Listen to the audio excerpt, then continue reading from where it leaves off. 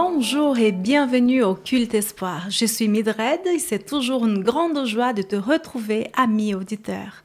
Nous sommes au tout début de l'année 2022. C'est merveilleux d'avoir l'occasion de vivre des moments agréables et riches comme celui-ci. Je te souhaite une belle et heureuse année 2022. Je suis accompagnée de mes amis Marilyn et Joachim, les chroniqueurs du jour. Bonjour. Bonjour. Bonjour. Et tous ensemble, nous recevons l'invité spécial Adrián Suárez. Bonjour. Bonjour. Comment ça va? Un petit peu stressé, mais je pense que ça va très bien. Ne le sois pas, mais oui, ça ira de mieux en mieux. Adrián Suárez, merci beaucoup d'avoir accepté de venir au Culte Espoir. Et je te laisse la parole maintenant pour te présenter à nos auditeurs. Alors déjà, merci pour l'invitation. Merci à toi. Alors, vous avez remarqué que j'ai un petit accent. C'est normal ici, hein? Moi aussi. Voilà. Donc, je viens de l'Amérique du Sud. Je viens de l'Équateur, précisément.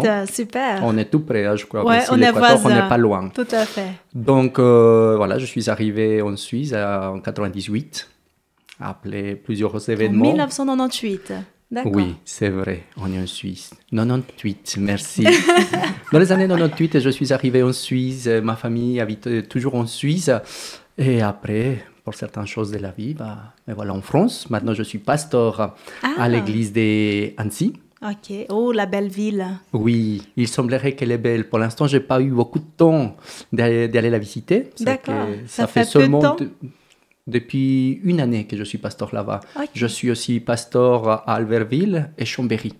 Oh, wow, tu voyages, hein? Je voyage pas mal, effectivement, mais ça, c'est une des joies du pastorat. De voyager, connaître des gens et faire voyager les gens aussi. Tout à fait. Et aujourd'hui, nous allons voyager sur quel thème? C'est le thème du changement. Waouh, on change là. Ça commence bien, hein? Nouvelle année, changement. Je pense que tout le monde est partant. Oui, on est bien inspiré. Alors, c'est vrai que nous avons souvent tendance à voir chez les autres ce qui ne va pas, mais quand ça doit commencer chez soi, ça peut être un peu plus compliqué. Nous avons hâte de t'entendre et nous avons hâte de découvrir ton partage d'aujourd'hui. Et maintenant, je peux que demander à Dieu de nous guider, de nous inspirer, que nos yeux et nos cœurs s'ouvrent afin de recevoir le message d'aujourd'hui.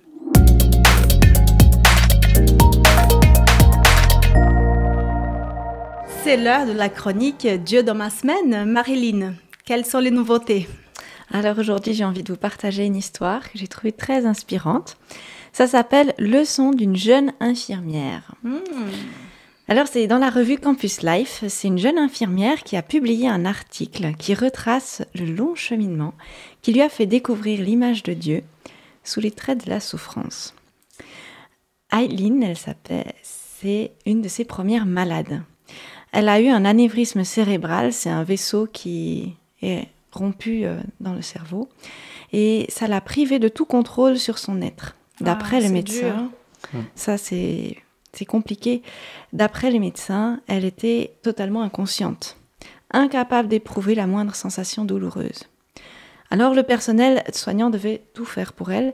Il devait venir la tourner toutes les heures pour éviter les escarres. 2 fois par jour, il venait la nourrir avec une sonde.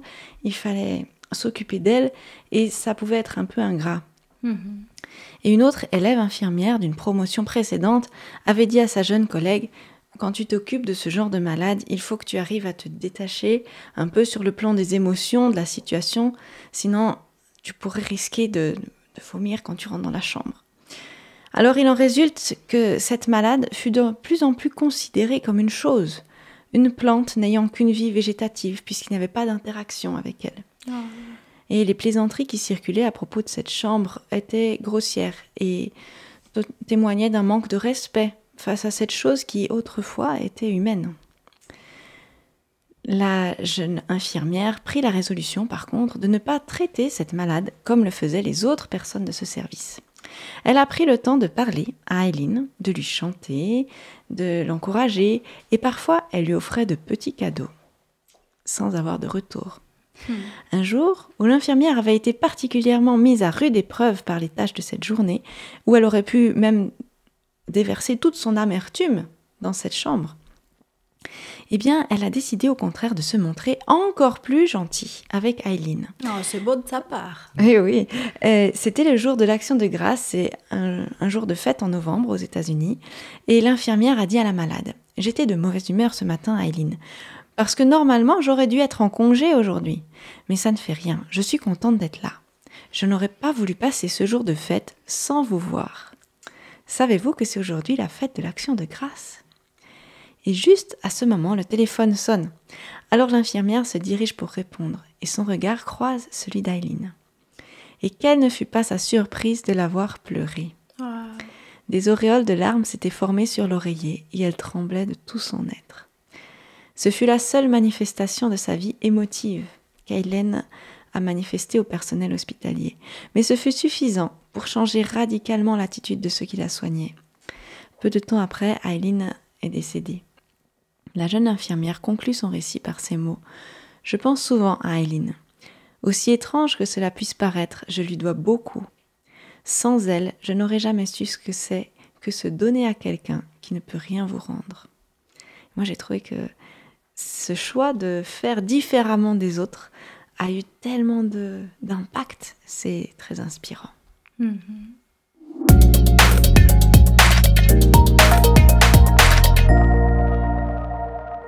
Pour la promesse du jour, je vous propose le verset suivant qui se trouve dans le livre du Deutéronome, chapitre 31 au verset 8. « L'Éternel marchera lui-même devant toi, il sera lui-même avec toi, il ne te délaissera pas, il ne t'abandonnera pas. N'aie pas peur et ne te laisse pas effrayer. » Quel beau message d'encouragement, n'est-ce pas? Tout à fait. Parfois, il nous arrive d'avoir un manque de foi ou un manque de confiance en Dieu. Nous oublions qu'il est digne de confiance. Pourtant, il ne nous a pas oubliés.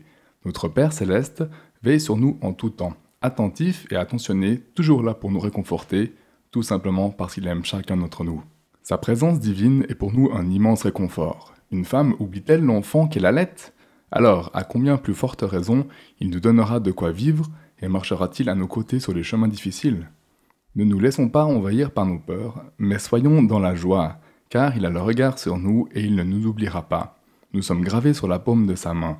Alors attendons-nous à ce qu'il agisse en notre faveur en son temps. Super. Et merci pour cette promesse.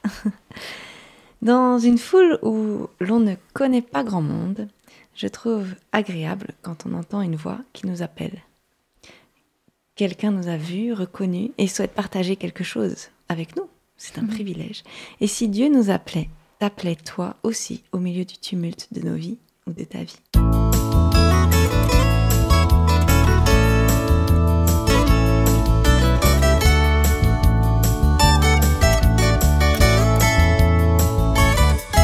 Au hasard d'une rencontre, à la croisée d'un chemin, au détour de ces routes qui ne mènent à rien,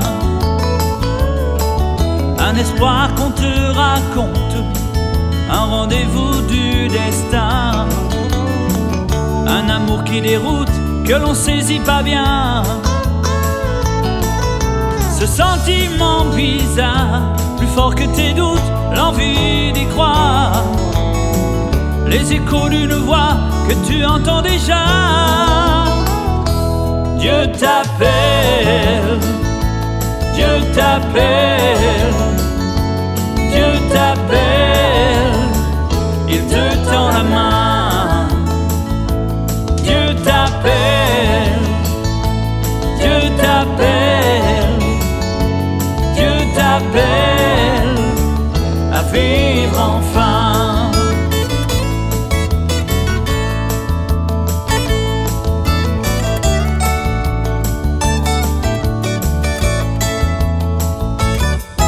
Un vieux livre que l'on ouvre sans trop y croire vraiment. On se méfie un peu, on a peur, on attend. Un trésor que tu découvres, toujours plus fort et plus grand. Un abord qui te trouble, mais que ton cœur entend. Ce sentiment bizarre, plus fort que tes doutes, l'envie d'y croire, les échos d'une voix que tu entends déjà. Dieu t'appelle, Dieu t'appelle, Dieu t'appelle, il te tend la main, Dieu t'appelle, Dieu t'appelle, à vivre enfin, Dieu t'appelle. Laissez venir à moi les petits enfants, dit Jésus. Ceux qui sont comme les petits enfants comprennent la parole de Dieu. Le Seigneur m'aime, il prend soin de moi. Avec Jésus, je n'ai pas peur, il me protège. Le Seigneur est mon berger, il est toujours avec moi. Il est tout puissant, il est mon ami. Dieu t'appelle, Dieu t'appelle, oh Dieu t'appelle, il te tend la main, il te tend la main, oh Dieu t'appelle, Dieu t'appelle.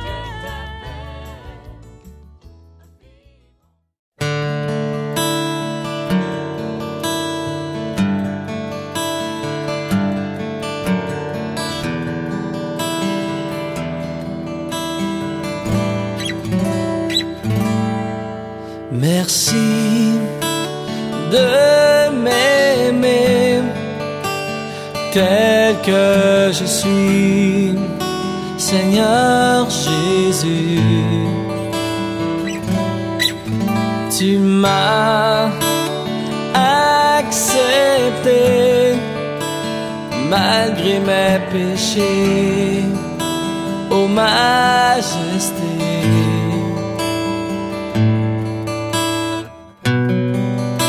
Je t'offrirai l'hommage de mes lèvres.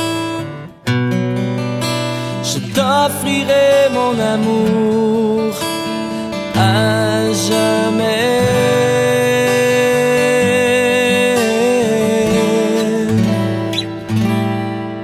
Merci de m'aimer tel que je suis, Seigneur Jésus. Tu m'as accepté malgré mes péchés, ô Majesté.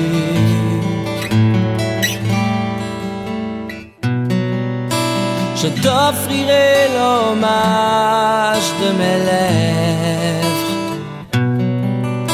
Je t'offrirai mon amour à jamais.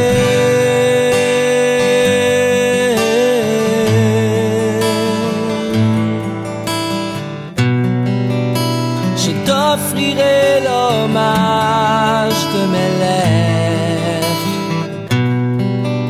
Je t'offrirai mon amour à jamais.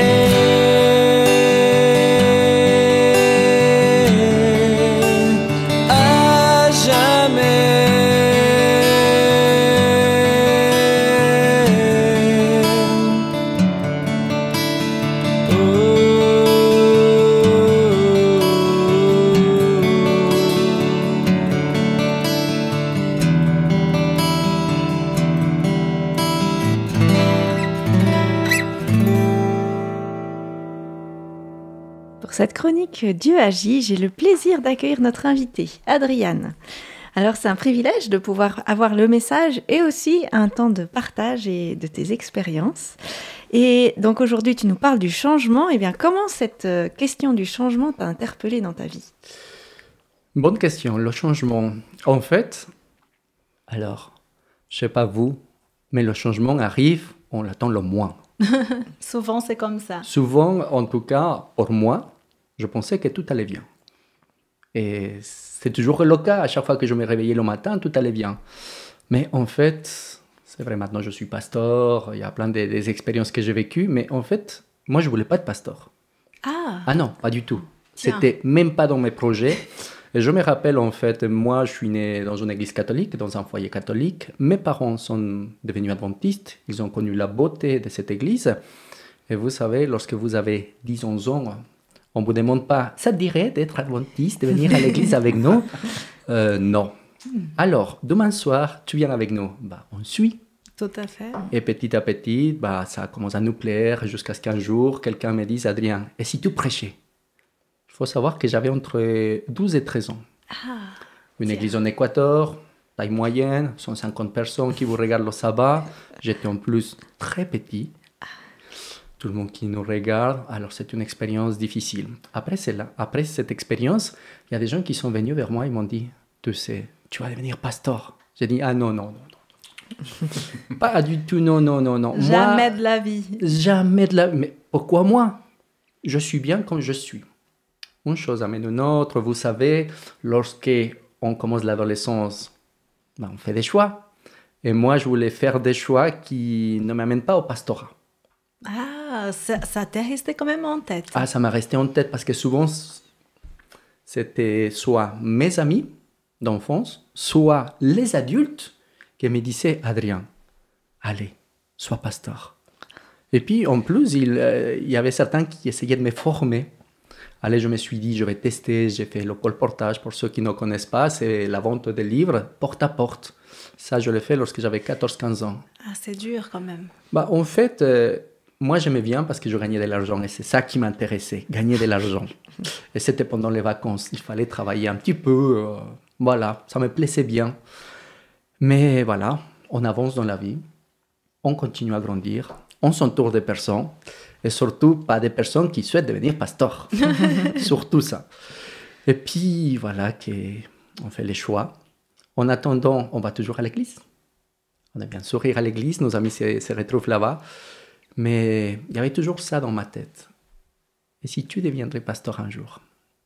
À un moment donné, cette voix va s'éteindre dans mon cerveau. Et puis, je continue à grandir. À un moment donné, j'arrive en Suisse. 98, c'est une année assez exceptionnelle. Vous imaginez un petit peu de l'Équateur? Arrivé en Suisse, c'était septembre. C'était la 2e semaine du mois de septembre. Il faisait chaud. Donc, ça va. C'était pas l'hiver. C'était pas un changement radical tout de suite. Non, pas tout de suite. Quoique, on arrive à l'aéroport. Déjà, la langue, oui. On comprend rien. On comprend rien. Après, vous savez, en Équateur, la ponctualité, nous, c'est pas bon mariage, quoi. On arrive, je vois le bus. Tiens, il est à l'heure. Tiens, il est encore à l'heure. À un moment donné, on s'habitue, mais... Ce n'est plus un hasard. Ce n'est plus un hasard, on se rend compte que c'était comme ça. Il a fallu s'habituer aussi à une certaine mentalité, une certaine façon de faire, une certaine approche, à une nourriture aussi, qui n'est pas la même de chez nous, à une église qui a beaucoup changé pour moi aussi, parce que lorsque j'étais en Équateur, je pensais que toutes les églises étaient pareilles. Que lorsqu'on allait dans une église, tout le monde était pareil. Je suis arrivé à l'église de Renault, que c'était mon église en Suisse, et puis je me suis rendu compte tout de suite que ce n'était pas pareil. Les choses ont continué, on continue à faire des choix, on commence à apprendre peu à peu la langue, on commence à faire peu à peu d'amitié aussi, des amitiés, et puis on se rend compte que, en tout cas dans ma vie, on choisit aussi les amis en fonction de ce que nous aimons. Et à ce moment-là, ce n'était pas Dieu. Pourtant, j'allais toujours à l'église pour faire plaisir à mes parents. Là, tu avais quel âge, plus ou moins? Alors, je suis arrivé lorsque j'avais 18 ans en Suisse. Donc, vous imaginez un petit peu un changement radical, quoi. Là, il n'y a pas mieux. Hein. Et ce n'était pas mon choix. Mes parents m'ont dit, tu viens en Suisse. Bon, j'avais le choix quand même de dire, non, je reste en Équateur, mais je savais que si je restais en Équateur, il fallait me débrouiller. Donc, je me suis dit, papa et maman en Suisse, ça pourrait être bien. C'était plus simple. C'était plus simple. Voilà. On continue à aller à l'église par respect aux parents. Et une chose amène une autre. On fait des découvertes. Et à un moment donné, on se retrouve avec Dieu face à face. Et il me dit, et tiens, si on cheminait ensemble encore et encore. Et puis je lui dis, pas de souci, pourquoi pas? Une chose amène à une autre. Et me voilà bien intégré à l'église. Cette fois-ci, je faisais pas mal d'activités. J'ai connu celle qui deviendra ma femme, Myriam. Et puis, on fait un voyage en Équateur. Il fallait qu'elle connaisse le paradis quand même. Hein. Ah, mais il faut pas. Oui. Elle connaissait une partie du paradis qui se trouve en Suisse. Il fallait bien qu'elle connaisse l'autre partie. Il y a plusieurs paradis sur Terre, de toute façon. Bah oui, tout à fait. Elle est tellement grande, le paradis, qu'il apporte tous les goûts. Et puis, nous voilà en Équateur. Je vais rendre visite à un de mes meilleurs amis. Et puis, vous savez ce qu'il me dit? Et si tu devenais pasteur? Et si tu devenais pasteur? Pourquoi? Parce qu'en fait, il faut savoir que ma femme vient d'une famille de pasteurs. Son papa était pasteur, ses 2 grands-parents étaient pasteurs, son arrière-grand-père était pasteur. Il n'y a pas moyen d'échapper là. Hein? Et c'est ce qu'il m'a dit. La pression. Cet ami qui s'appelle David, il m'a dit, et peut-être c'est toi qui vas suivre la lignée. Je lui ai dit, non. En plus, ma femme m'a dit, mon rêve, c'est de me marier avec un missionnaire. Je lui ai dit, écoute, je ne serai jamais missionnaire. Je n'aimerais pas aller en Afrique. D'ailleurs, je suis allé déjà 3 fois entre nous. Donc, maintenant, j'arrête de dire je ne le fais plus. Et puis, me voilà que, à nouveau, ce questionnement. Pasteur. Et vous savez quoi? À un moment donné, j'ai demandé à Dieu, écoute, je te sers de tout mon cœur. Je sais que je n'ai pas besoin d'être pasteur. Je peux le servir de plusieurs façons, effectivement. Mais je lui ai dit, Seigneur, voilà, je vais discuter avec Myriam. Si elle me dit qu'elle est partante, on y va tout de suite. J'ai prié, j'ai dit, Myriam, tu sais, Dieu m'appelle. Je sens cet appel d'aller faire des études à Collonges pour devenir pasteur. Et vous savez ce qu'elle m'a dit? Qu'est-ce qu'elle t'a dit? Si tu veux, on part demain. Oh là là! Et c'est comme ça que mon changement a commencé. Ça, c'est du changement. Et cela te va plutôt bien. Merci beaucoup du partage.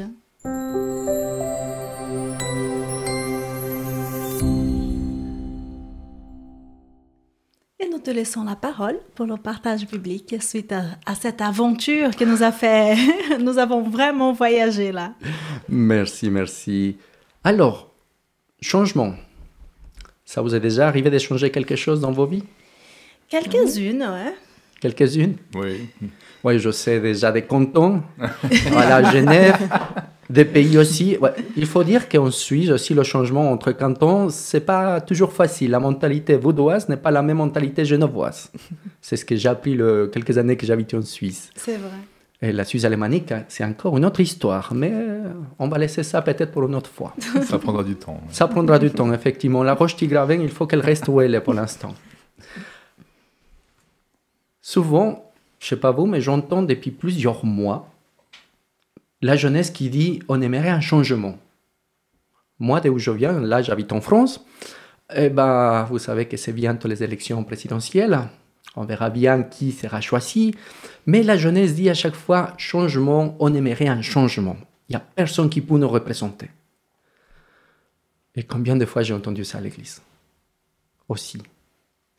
L'église ne nous plaît pas. On aimerait un changement. On aimerait que les choses changent dans nos églises. Ah, super. On est partant. Qu'est-ce que tu aimerais faire? Oui, mais écoute, tu sais, le changement, c'est bien, mais si c'est quelqu'un d'autre qui le fait. Je ne sais pas si vous avez déjà répondu quelque chose comme ça un jour. J'ai déjà entendu. Vous avez déjà entendu. Je vois pas de quoi tu parles. Je suis sûr que là. Mais voilà qu'en fait, souvent j'entends ça. Changement, mais pas de mon côté. Pourtant, j'aime bien la politique aussi. J'aime bien Dieu. En fait, Dieu, c'est pas ma passion, c'est ma façon de vivre, en fait, maintenant. Ma famille. Mais j'aime bien discuter de politique. Et un des politiciens, d'ailleurs, plusieurs politiciens disent, si vous voulez un changement, commencez par vous. Commencez chez vous, dans vos foyers. Et c'est là que ça pique un petit peu. Parce que, franchement, qui aime changer? Alors, qui aime changer? Non. Moi, personnellement, pas du tout. Moi, j'aime bien comme je suis, j'ai mes habitudes. J'aime bien me lever le matin. Je sais où je dors, je sais comment ça se passe. Lorsque je pars en vacances, allez, il y a quelques changements, mais c'est moi qui les ai choisis. Mais quand les choses arrivent tout à coup et il faut changer des choses, c'est difficile, mais on est obligé. Ouais, quand il y a un changement qu'on gère, c'est différent de quand cela nous est imposé. Tout à fait. Mais ce qui est intéressant, c'est que dans notre vie, on peut choisir ou pas. Qu'est-ce que vous en pensez? On peut choisir ou pas nos changements? Des fois, oui, mais je sais pas. Et vous? Pas toujours. Pas toujours. Bah, on peut choisir quand même nos attitudes. On peut choisir nos attitudes. Déjà, là, on a bien fêté Noël, on a bien fêté Nouvel An. Et je ne sais pas vous, mais moi, j'ai pris quelques kilos.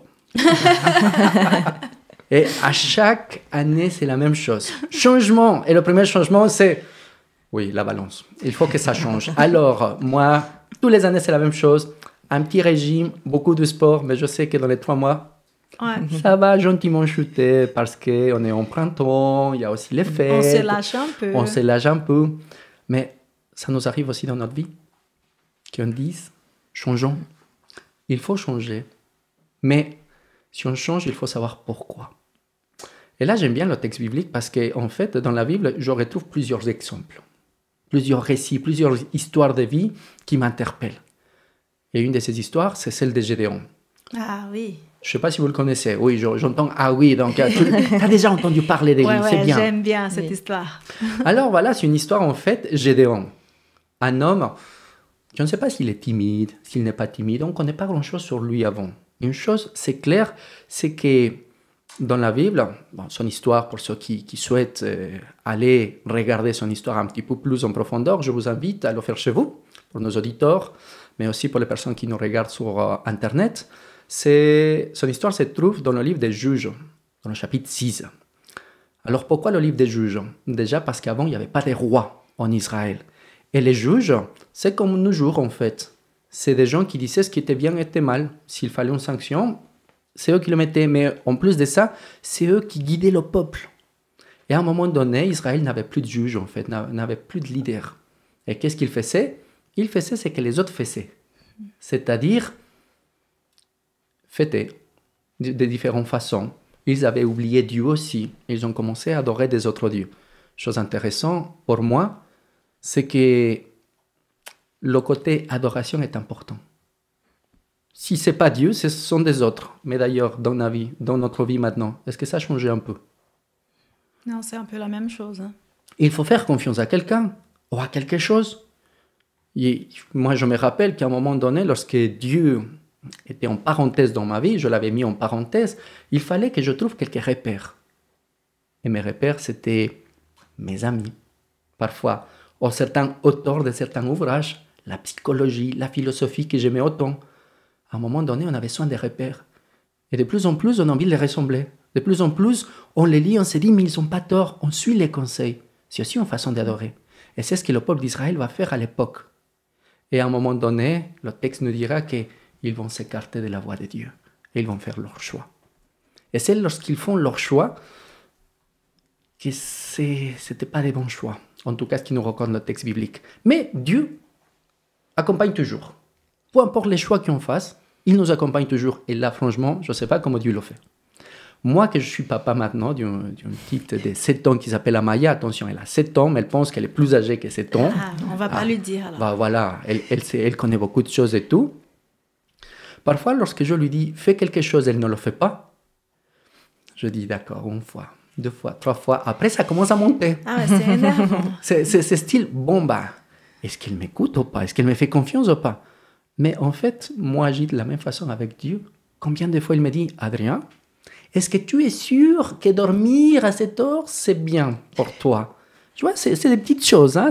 On ne parle pas des choix énormes. Pas des gros problèmes, on va dire. Bah non. Adrien, est-ce que tu penses que manger autant, c'est bon, en plus, à 23 heures, avant de te coucher? Tu penses que ça sera bien le lendemain? J'ai mal dormi. Ouais. J'ai fait des cauchemars. Pourquoi, Seigneur? En plus, on lui pose la question, pourquoi? Ouais. C'est ça qui est incroyable. Mais voilà, à un moment donné, Dieu va interpeller Gédéon. Gédéon qui était en train de travailler. Il était un petit peu caché, il avait peur, parce qu'à l'époque, il y avait des ennemis qui volaient la nourriture des Israélites, donc il était un petit peu caché. À un moment donné, un ange. Alors, je ne sais pas quelle tête avait l'ange, mais Gédéon n'était pas si surpris que ça. Et l'ange va le saluer d'une façon assez intéressante. Il va lui dire, « Le Seigneur est avec toi, vaillant guerrier. » Alors là, c'est bien, hein? Moi j'aimerais bien que ma femme me salue tous les jours. « Adrien, t'es beau, t'es génial. » Non, c'est pas comme ça. Hein? Mais voilà, Dieu s'adresse à Gédéon de cette façon. Vaillant guerrier. Courageux. Il était caché, je vous signale. Hein? Guerrier, on ne sait pas s'il était guerrier. Et puis, Dieu est avec toi. Et vous savez, Gédéon, c'était quand même quelqu'un qui aimait dire ce qu'il pensait. Et le texte continue en disant, « Pardon, mon Seigneur, mais si le Seigneur est avec nous, pourquoi tout cela nous est-il arrivé ?» Alors, franchement, c'est... Il est courageux. Hein. Il est courageux. En l'occurrence, il est courageux de parler comme ça à un ange. Vous imaginez un petit peu, le Seigneur est avec toi. Non, mais attends, Seigneur, je pense que tout est trompe là. Ok, peut-être tu es avec des autres, mais avec nous, pas du tout. La preuve, c'est que nous avons des conséquences. Et c'est à ce moment-là qu'il va dire, écoute, moi j'ai entendu des histoires lorsque j'étais enfant. J'ai entendu comment tu as fait des merveilles avec le monde. Et pourquoi tu ne le fais plus maintenant? Et parfois, c'est vrai qu'on vit dans un moment qui n'est pas facile. Alors, je ne sais pas vous, mais peut-être vous avez entendu parler du Covid. Ouais, légèrement. C'est apparemment quelque chose qui va rester dans l'histoire. Ouais, c'est incroyable. On entend parler aussi de la famine. On entend aussi parler d'une certaine guerre. Maintenant même, la guerre écologique. L'écologie, le réchauffement dans la planète. Et on se demande, mais pourquoi, Seigneur?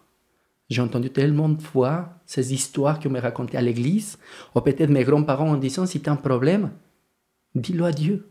Combien de fois j'ai dit, Seigneur, où es-tu? Et Gédéon, c'est ce qu'il va dire à Dieu. Et Dieu va lui dire, écoute, je peux faire des choses, mais je peux le faire à travers toi. Alors va avec la force que tu as. Là, ça change tout. Hein? J'ai entendu tellement de choses, et là, Dieu lui dit, tu veux changer l'histoire? Tu veux des changements? On commence par toi. Est-ce que tu es d'accord? Et là, Gédéon va lui répondre à nouveau, pardon Seigneur, mais tu sais, je suis le plus petit, je viens de l'endroit le plus petit, ma famille est la plus petite, et tout à coup, on se sent tout petit. Je ne sais pas si ça vous est arrivé, mais quand on nous demande certains services, parfois, on se sent tout petit et puis on se dit, mais pourquoi pas l'autre qui est mieux préparé que moi? Lui, il a une formation. Il a plus d'expérience. Oui, il a plus d'expérience. Moi, on m'a déjà demandé, Adrien, tu aimerais témoigner? Je regarde. Lui, il est pasteur. Il ne pourrait pas le faire, lui. Oh, lui, il est ancien d'église, pourquoi pas lui? Mais à un moment donné, Dieu dit à Gédéon, j'ai besoin de toi. Et Gédéon avait peur. Et c'est ça que j'aime bien dans les textes bibliques. Parce qu'avoir peur, c'est normal. Et Dieu ne va pas le juger à cause de sa peur. Il va lui dire, tu sais, je te demande le changement. Mais tu ne seras pas tout seul. Je serai avec toi. Et il le rassure quand même. Il le rassure, effectivement, il le rassure. Mais en plus, il lui dit, je te donnerai la victoire. Ensemble, on ira plus loin. Le changement, ça ne se fait pas tout seul. On a besoin d'être ensemble, avec Dieu, mais aussi avec les autres, parce qu'ensemble, on va plus loin.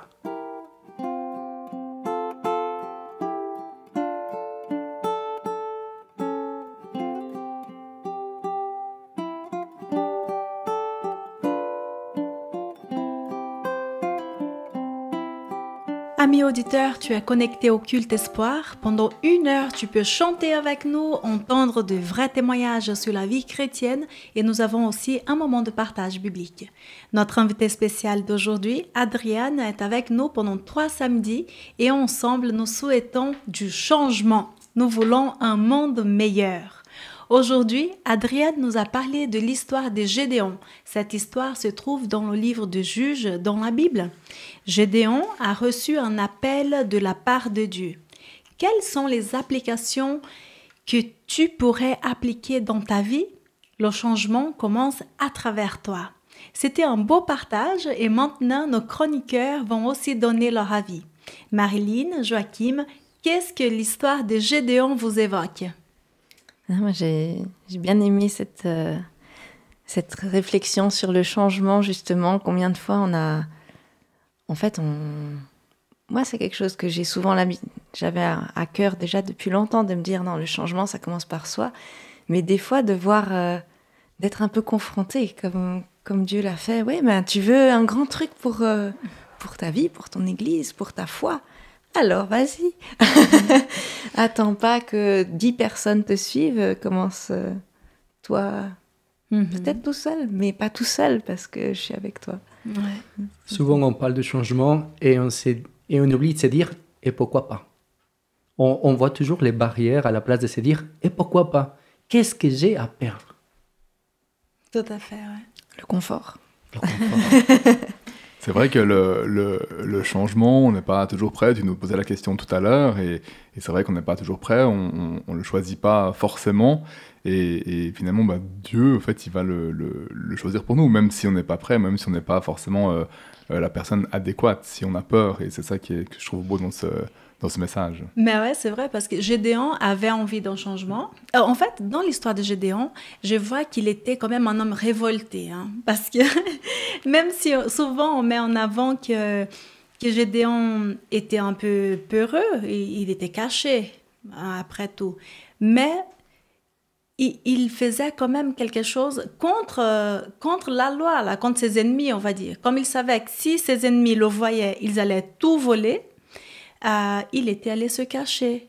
Donc, il était quelque part quand même courageux. Et ça, je trouve sympa parce que peut-être nous aussi, nous avons besoin d'être un peu révoltés, tu vois, ne pas se conformer avec ce qui se passe en ce moment, dans ma vie, dans mon entourage. Et je vais peut-être provoquer un changement. Après, comme tu as dit, Joachim, Dieu, des fois, il nous impose la chose. Parce que là, Gédéon, il avait envie d'un changement, mais il n'est pas allé voir Dieu, en fait, pour ce changement. Mais une fois que l'ange est envoyé vers lui, là, il ose quand même déballer tout ce poids et lui dire tout ce qui ne va pas. Et le changement peut commencer dès le moment où il entre en relation avec Dieu. Oui, je crois que c'est ça qui me marque aussi, c'est que c'est une vraie rencontre, en fait. Avant de pouvoir faire ce changement on verra plus tard, mais avant de pouvoir vraiment avoir un impact, il y a d'abord cette rencontre qui est vraie. C'est pas ah oui, d'accord, okay. Non, en fait, c'est qu'au fond de moi, je suis pas. Ce que tu me dis, ça provoque quelque chose, alors je l'exprime, et ce que j'ai peur ici, on s'exprime. Et je trouve que c'est beau que Dieu il reçoit. Ouais. Il accueille. Oui, en fait, c'est aussi super, je trouve, de la part de Dieu, en fait, qu'ils nous disent, on va le faire ensemble. Ouais. On construit les choses ensemble. Pourtant, Gédéon va parler. Et c'est ça qui est important. Depuis la Genèse, on voit que Dieu pose des questions. Où es-tu?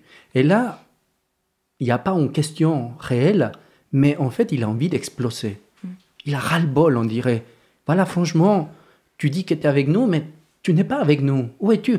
Et c'est des questions que je pense qui sont valables et qu'il faut poser à Dieu. Gédéon, peut-être il a crié, peut-être il était fâché, peut-être il était avec quelque chose dans la main en disant « Mais pourquoi tu ne fais rien ?» Mais l'ange, en fait, lui donne la possibilité de s'exprimer. Non? Oui, c'est ça qui je trouve intéressant avec Dieu. Parce que souvent, on peut imaginer que Dieu nous oblige à faire certaines choses. On pourrait dire « Gédéon n'avait pas le choix ». Or, il avait le choix, on le voit bien. Mais il y a un échange. Argument contre argument. Argument contre argument. Dieu est là pour argumenter s'il le faut. Échanger. Dieu n'a pas peur d'échanger. Et d'ailleurs, c'est pour ça que Gédéon va accepter. Parce qu'à un moment donné, il n'y avait plus d'arguments. Puisqu'il lui dit, tu as quelque chose, je serai avec toi. On est ensemble. Et ça, c'est formidable. C'est formidable quand même l'ange, Dieu, hein, à travers cet ange, a vu qu'il avait peur. Et ben, il avait un peu raison quand même d'avoir peur, quelque part, humainement parlant. Mais il ne le laisse pas seul. Il dit, bah, tu vas y aller, mais je suis avec toi. Il le voit aussi, au-delà de ce qu'il est. Oui. Dans son apparence, il le traite comme ce qu'il n'est pas. Enfin, si on le regarde, on ne le traite pas de vaillant héros puisqu'il se cache et tout. Mais il le voit dans ce qu'il va devenir. Oui, il le valorise finalement. Hein. C'est ça qui est bien. Se sentir valorisé. Je pense que c'est une des clés parce que dans l'humanité, chrétien ou pas chrétien, les gens ils ont besoin de se sentir valorisés. D'ailleurs, si quelqu'un existe, il existe à travers notre regard. à travers nos actes, à travers nos paroles. Et c'est là aussi où Dieu nous dit, j'ai besoin de vous, encouragez les autres. Voyez en eux aussi un potentiel. Alors, ça fait quelques années en arrière, vous avez imaginé être là où vous êtes? Ah non, en tout cas pas. Non, n'est-ce pas? Voilà, c'est ça qui est extraordinaire en fait. Une fois qu'on l'a fait, on s'est dit, ah ouais, tiens, c'était pas mal. Mais quelques années auparavant, ça aurait été hors des questions. En fait, non, moi le trac, moi ceci, moi cela, la langue, entre autres choses. Mais vous êtes là. Ouais. Et Il c'est faut ça qui est commencer, merveilleux. en fait. Oui, à un il faut moment commencer, donné. il faut faire confiance à soi-même et faire confiance à Dieu. C'est vrai que Dieu nous rend capables de beaucoup de choses, même quand on ne croit pas. Après, il faut commencer à croire quand même, hein, pour qu'il puisse agir. C'est super, merci beaucoup pour vos partages. Nous sommes enfants de Dieu et nous savons que nous sommes aimés. Sache, cher auditeur, que tu n'es pas le fruit du hasard. Tu as de l'importance, tu occupes une place très spéciale dans le cœur de Dieu.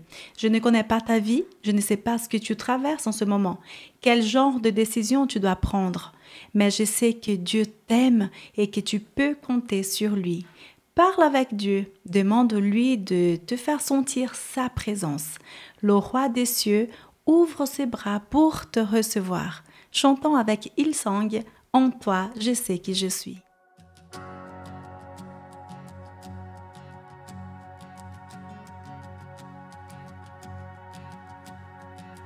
Qui suis-je pour que le roi des cieux m'ouvre ses bras?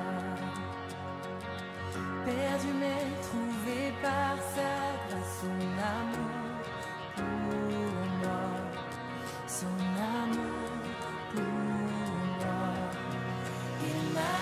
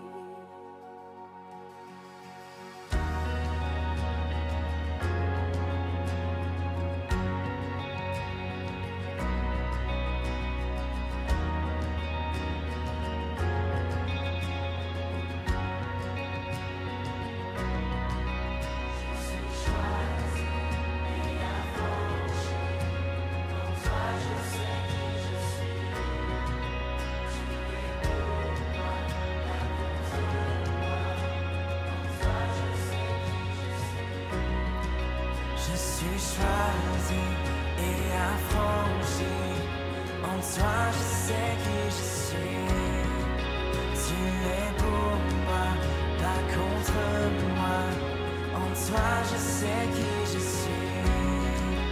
Je suis choisi et affranchi. En toi je sais qui je suis. Tu es pour moi, pas contre moi.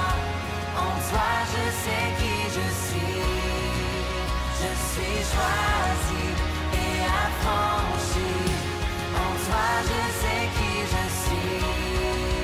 Tu es pour moi, pas contre moi. En toi je sais qui je suis. Oh, en toi je sais qui je suis. Oui, en toi je sais qui je suis. Ma libéré, ma dette est payée. Je suis enfant de Dieu, je suis à lui. Et dans sa maison, j'ai trouvé ma place. Je suis enfant de Dieu, je suis à lui.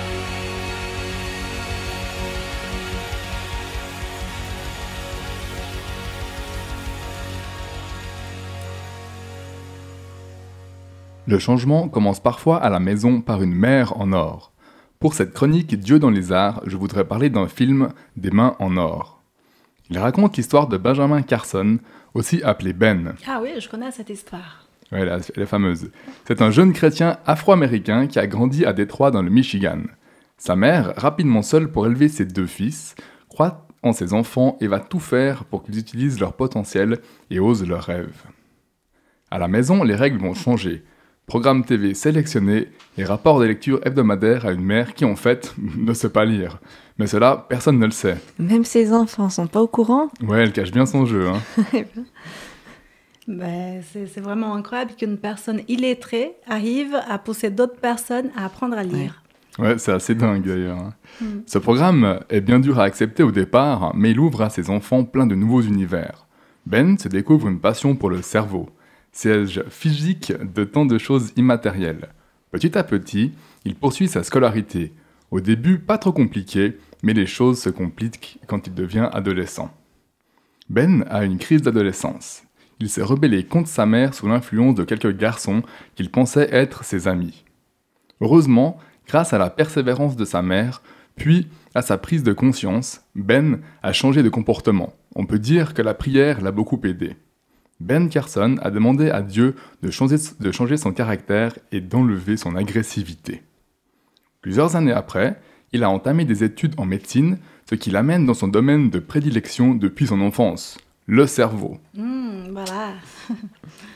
Jeune interne de chirurgie à l'hôpital Johns Hopkins, c'est là qu'il va devenir un neurochirurgien pédiatrique de renommée mondiale. Il est mandaté, par exemple, par un médecin allemand pour tenter la séparation de jumeaux siamois reliés par le crâne. C'est une opération à haut risque qui jusque-là n'avait jamais permis de sauver les 2 bébés. Les recherches et la prière font partie de sa vie professionnelle. C'est un film qui fait réfléchir à l'utilisation de notre temps, nous invite à lire et croire en nos capacités.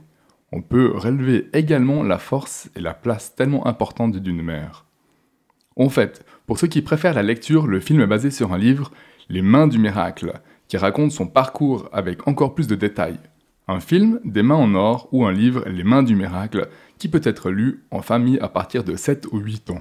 On va découvrir la bande-annonce.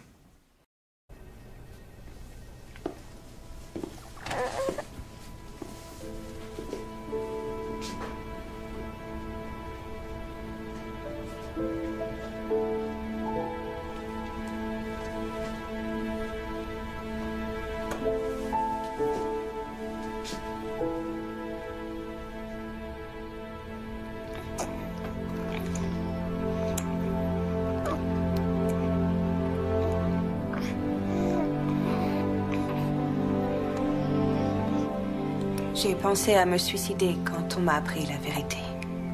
Mais j'ai réalisé que ce serait mettre fin à la vie de 2 autres personnes.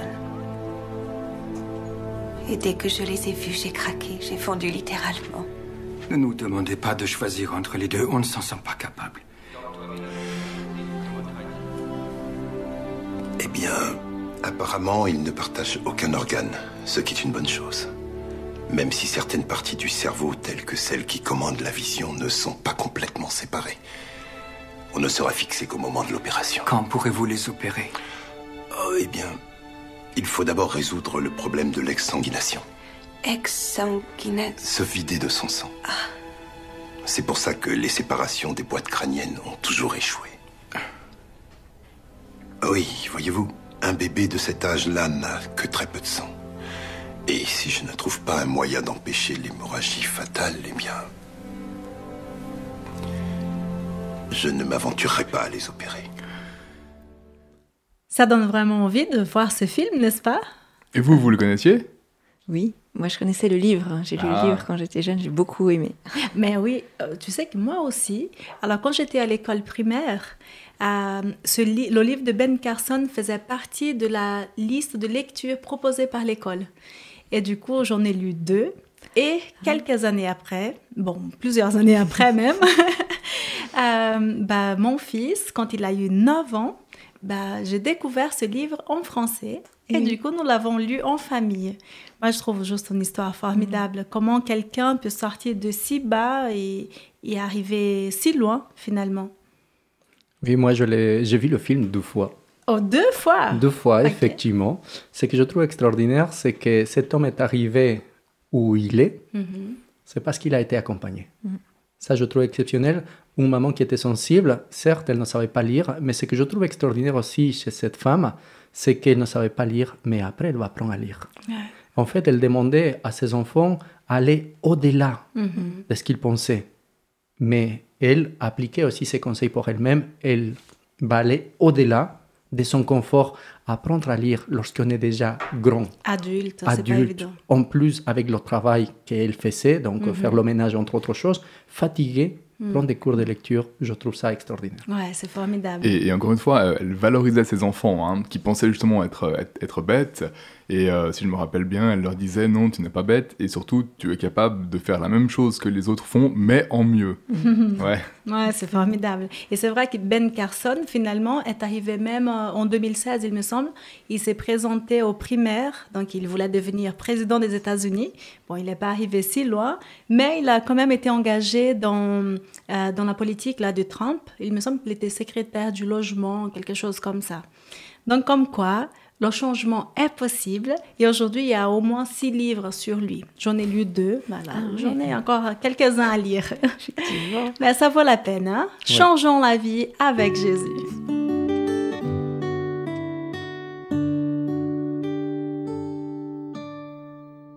Pour introduire ce moment de prière que nous ferons avec Adriane, eh bien, je voudrais partager une petite anecdote très touchante en lien avec l'histoire d'aujourd'hui de Pavel Goya, qui est pasteur responsable d'un magazine, Ministry, qui est dédié aux pasteurs.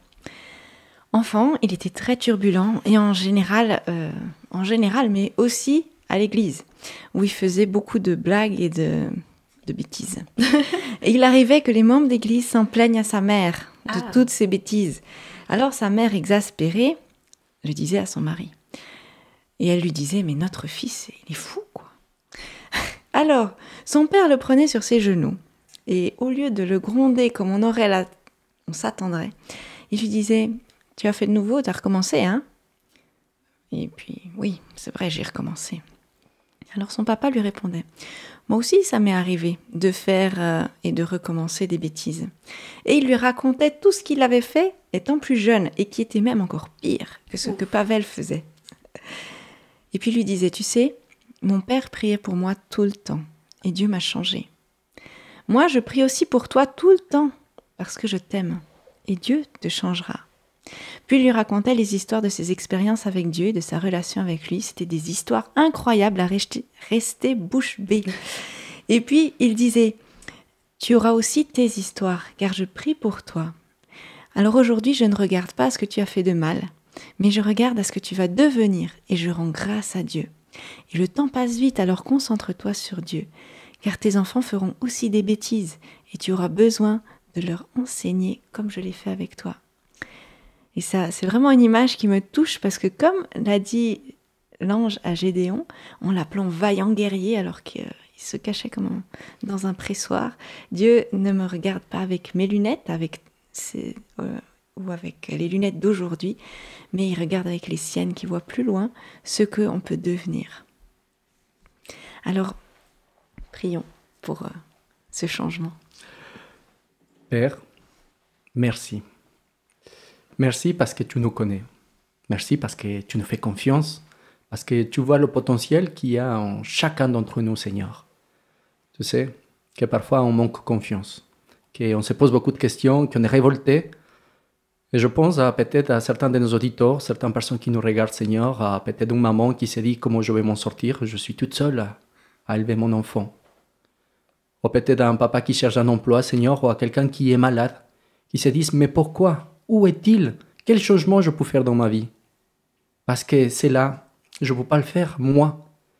Mais Seigneur, tu nous as dit que tu seras toujours avec nous. Que tu seras toujours là pour nous porter lorsqu'il faudrait nous porter, Seigneur. Que tu vas nous entourer. Tu nous demandes d'écouter. Seigneur, je te demande, Seigneur, de pouvoir te sentir. Aide-nous, Seigneur, à sentir ta paix. Cet amour qui vient de toi, Seigneur. On ne sait pas qu'est-ce qui va se passer demain, mais on a besoin de se sentir entouré. Serre fort cette maman, cet papa, cet enfant, Seigneur, peut-être qui nous écoute ou qui nous regarde. Et dis-lui combien tu l'aimes. Demain, ça sera notre jour, mais ça sera un autre jour qu'on sera ensemble. Tu nous as promis une terre merveilleuse. Tu nous as promis, Seigneur, qu'on serait bientôt avec toi. Et on te fait confiance. Comme Gédéon, tu nous appelles à être courageux, de nous laisser guider et d'y aller avec nos forces. Aide-nous, Seigneur, à voir quelles sont toutes ces qualités en nous, Seigneur. Aide-nous à les accepter et à aller de l'avant jour après jour. Merci parce que tu écoutes nos prières, parce que tu nous entoures et parce qu'on peut toujours te faire confiance au nom de Jésus. Amen.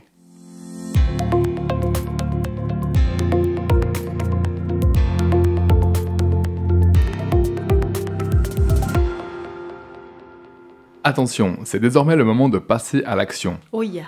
On n'a plus de temps à perdre, l'heure du changement c'est maintenant. Il est possible que certains d'entre nous aient un différend avec quelqu'un.